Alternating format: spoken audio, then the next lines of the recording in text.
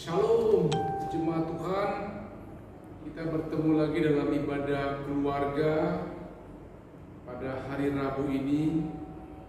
Walaupun kita tidak berjumpa satu kepada yang lain, namun kita ada di rumah bersama dengan keluarga kita masing-masing dan Tuhan juga hadir di sana. Bacaan tadi firman Tuhan yang sudah kita baca dari kitab Keluaran 15 ayat 19 sampai 21. Alkitab dalam artian saya katakan kitab Keluaran ini dia menceritakan proses sebenarnya keluarnya bangsa Israel dari tanah Mesir menuju nanti yang namanya tanah Kanaan sebagai peristiwa yang sangat luar biasa. Nah, tetapi bacaan kita dalam Keluaran 15 ayat 19 sampai 21 ini adalah ungkapan syukur dari bangsa Israel. Nah, pada ayat 20 tadi kalau kita lihat sampai ayat yang ke-21, Miriam bersama dengan perempuan yang lain dia bernyanyi dan menari karena mereka merasakan pertolongan Tuhan dalam melepaskan mereka dari Mesir. Kata lain yang saya katakan ini bacaan kita ini ungkapan syukur bangsa Israel. Karena ayat 20, 21 Miriam bersama dengan perempuan-perempuan yang lain dia bernyanyi menari karena mereka merasa bahwa pertolongan Tuhan dalam melepaskan mereka dari Mesir di tanah perbudakan. Nah, tentunya jemaat yang kekasih bernyanyi adalah merupakan suatu ungkapan. Bernyanyi adalah suatu ungkapan isi hati yang paling dalam siapa, dengan kata lain lagu itu ditujukan. Nah, contoh yang saya katakan, kalau penyanyi dia menyanyikan dengan sungguh-sungguh dan penuh perasaan, maka terungkaplah secara mendalam isi hati si penyanyi lagu tersebut yang disampaikan kepada seseorang. Bukan hanya si penyanyi yang tergugah, tetapi yang mendengarkan lagu tersebut pun ikut tergugah. Nah, dengan demikian, kalau seseorang bernyanyi dengan sungguh-sungguh dan menghayati dengan kata lain syair lagu-lagu yang dinyanyikan bagi Tuhan, itu merupakan ungkapan isi hati kita yang paling dalam kepada Tuhan. Sehingga orang-orang yang mendengar lagu tersebut turut bersukacita dan bersyukur kepada Tuhan. Nah, jemaat yang kekasih, pada waktu bangsa Israel dia berada di Mesir di bawah pemimpin seorang raja yang bernama Firaun yang keras hati. Kehidupan mereka sangat menderita di bawah pemimpinan raja. Dan apa yang terjadi? Raja Firaun tetap mempertahankan bangsa Israel ini untuk tetap tinggal di Mesir. Walaupun sudah diancam tadi yang saya katakan dalam khotbah di hari Minggu, ada berbagai tulah yang dibuat oleh Allah supaya bangsa dilepaskan dari Mesir. Tetapi apa yang terjadi? Firaun tetap mempertahankan bangsa Israel tidak boleh keluar dari Mesir. Nah, kita tahu bersama dalam cerita kita pada 10 tulah yang didatangkan ke Mesir supaya hati Raja Firaun lembut, sehingga mengizinkan Israel keluar. Tapi sampai tulah yang ke-9 raja tetap mengeraskan hati dan tidak memberikan Israel keluar dari Mesir. Nah, kita tahu mungkin Bapak Ibu, tulah yang terakhir adalah kematian anak sulung bangsa Mesir. Apa yang terjadi setelah itu? Baru Raja Firaun mengizinkan Israel ini keluar dari Mesir. Nah, setelah mereka keluar dari Mesir, rupanya apa yang terjadi? Hati raja berubah menjadi keras, sehingga menyuruh pegawainya mengejar bangsa Israel yang sudah pergi. Kemudian mereka memasang keretanya dan membawa sekitar 600 kereta yang terpilih lengkap dengan para tentara dan perwira. Mereka mengejar bangsa Israel. Dan pada waktu itu apa yang kita lihat, Tuhan mengeraskan hati Firaun dan bangsa Mesir sehingga mereka sekuat tenaga mengejar akan bangsa ini. Dan sangat ketakutanlah bangsa Israel. Mereka berseru-seru kepada Tuhan Dan orang Israel merasa bahwa mereka pasti akan dibunuh mati oleh bangsa Mesir di gurun pasir. Sehingga apa yang kita lihat, mereka memarahi Musa dengan mengatakan, "Mengapa kamu membawa kami keluar dari Mesir?" Bangsa Israel marah kepada Musa. Nah, ternyata Tuhan melindungi bangsa Israel. Dan pada waktu menyeberang Laut Merah, Tuhan memperlihatkan mujizatnya, di mana laut itu terbelah dua pada Israel menyeberang, dan Israel pun selamat. Begitu orang-orang Mesir mengikutinya dari belakang, maka apa yang terjadi? Bersatulah air itu kembali, sehingga orang-orang Mesir itu lenyap ditelan oleh air yang ada.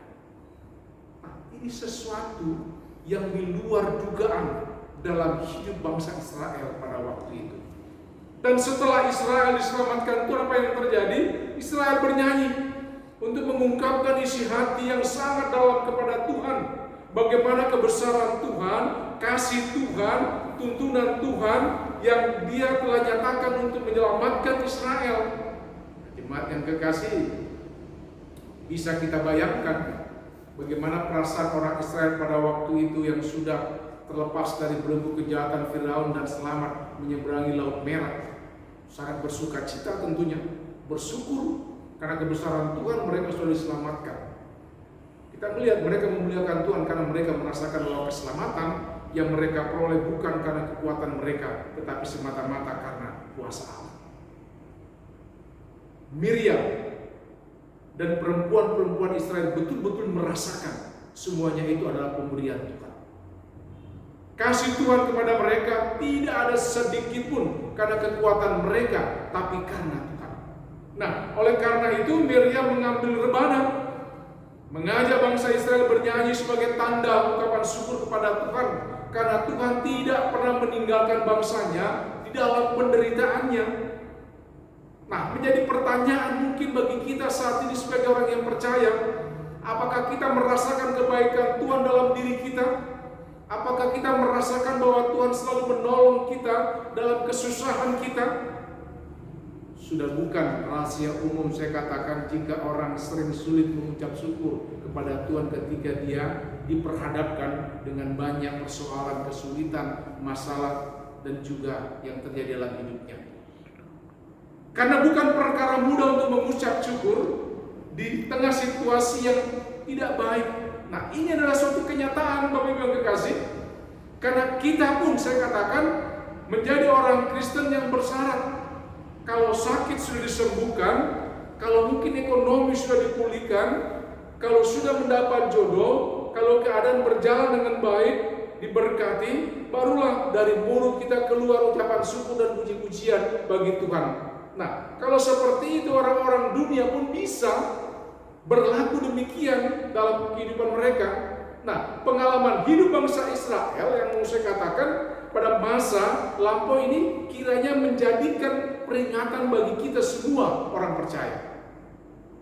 Meskipun hari lepas hari selama menempuh perjalanan di padang gurun mereka telah mengecap kebaikan Tuhan, mengalami pertolongan Tuhan secara ajaib, namun kesemuanya itu tidak membuat mereka berubah. Yang keluar dari mulut mereka bukannya ucapan syukur. Apa yang terjadi? Omelan, berutu, keluh kesah dan bersungut-sungut. Itu yang terjadi ketika bangsa itu. Nah, menjadi pertanyaan juga bagi kita, saya katakan tadi, apakah selama ini kita juga berlaku seperti bangsa Israel yang tidak pernah puas dengan berkat yang Tuhan berikan, sehingga hari-hari yang kita jalani pun dipenuhi dengan bersungut-sungut. Jemaat yang kekasih, dalam segala keadaan belajarlah untuk mengucap syukur kepada Tuhan. Karena Tuhan menciptakan manusia dengan kemampuan untuk mengucap syukur dan beribadah kepada-Nya. Nah, sebenarnya Tuhan tidak membutuhkan ucapan syukur dalam ibadah kita. Tanpa semuanya itu, Dia pun tetap Tuhan, saya katakan. Ucapan syukur dan ibadah itu justru perlu bagi kita. Karena dengan itulah kita dapat berkembang menjadi manusia yang utuh. Jika kita mengucap syukur dan beribadah kepada Tuhan, maka Tuhan akan merasa senang, sama seperti bila kita memberikan kado kepada seseorang yang mungkin dia bertambah usianya. Sering terjadi bahwa kado yang kita berikan itu tidak sebanding dengan kemampuan teman kita. Karena dia mempunyai banyak uang untuk membeli dan bahkan lebih mahal dari pemberian kita. Tapi dengan pemberian itu dia akan merasa senang. Nah, tugas kita adalah menyenangkan hati Tuhan. Dan menyenangkan juga orang lain. Dan Tuhan memerintahkan kita untuk mengasihi Tuhan dan juga sesama kita. Bapak Ibu yang kekasih, ada seorang ibu yang mempunyai 2 orang anak. Seorang sebagai pengusaha sepatu dan seorang lagi sebagai pengusaha payung. Jika hari hujan, musim hujan maksud saya, si ibu ini menjadi sedih, memikirkan anaknya si pengusaha sepatu, takut sepatu tidak laku. Dan jika hari panas, si ibu juga sedih, takut payung anaknya ini tidak laku. Nah, si ibu tidak pernah mengucap syukur kepada Allah, kepada Tuhan, karena dia selalu melihat yang ruginya saja dan tidak melihat keuntungan yang didapatkan oleh anaknya. Nah, jemaat yang kekasih, mari kita selalu melihat kebaikan Tuhan dalam kehidupan kita. Kita bernyanyi, kita bersyukur selalu kepada Tuhan, karena itu yang Dia inginkan. Nah, dalam situasi, keadaan, kondisi yang dialami oleh dunia dan bangsa pun saat ini, kita diingatkan untuk ada di rumah, untuk beribadah di rumah, melakukan aktivitas di rumah, bekerja dari rumah, belajar dari rumah. Dengan kata lain juga, ketika pun kita hadir dan duduk bersama saat ini beribadah kepada Tuhan, kita harus akui bahwa semua yang terjadi karena kebaikan Tuhan dalam kehidupan kita. Sehingga kita masih bisa bernyanyi bersama dengan keluarga, kita masih bisa bersyukur bersama dengan keluarga, dan itu semua boleh terjadi bukan karena kekuatan dan kehebatan yang ada pada kita. Israel keluar dari perbudakan Mesir, mereka boleh mencapai sesuatu kebahagiaan dan mereka boleh memuji memuliakan nama Tuhan atas apa yang mereka alami. Mari, saya mengajak kita semua, umat yang kekasih yang ada di rumah masing-masing, melakukan terus ibadah dalam setiap hidup kita. Jangan lupakan Tuhan, karena hal ini menjadi kekuatan bagi kita untuk menghadapi situasi, kondisi yang boleh kita tahu bersama dalam keadaan masa sekarang ini. Dan biarlah semua ini bisa cepat berlalu.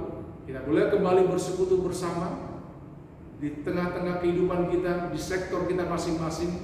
Bahkan kita boleh bertemu dan berjumpa dalam ibadah minggu, dalam persekutuan bersama dengan umatnya, dan Tuhan pun tetap hadir bersama dengan kita.